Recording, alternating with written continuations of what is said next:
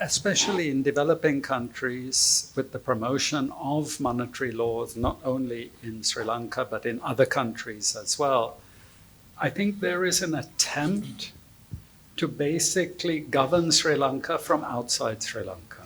I think there is an attempt to eliminate the democratic process, interfering with foreigners, let's say, having influence over Sri Lanka. And the IMF helps with that process. The stakes are very high, and I think that we're not alone in this. I think it's happening in country after country. Now there, it can't be done without people in Sri Lanka supporting that.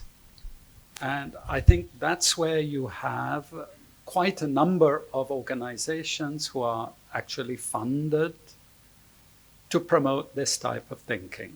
Okay, we know the US is doing it everywhere in the world. You know, when people tell me it's a conspiracy theory, I say, do you have a few hours to sit down with me and let's go through country after country? We now know this. I mean, this is actually old hat. We know that they're doing this worldwide. But they're not as important as the financial community. I think the financial community understand this, that if this act is passed, we will have permanently very high interest rates. And that is very, very beneficial to any rentier class. A rentier class can have a very good life in Sri Lanka doing nothing.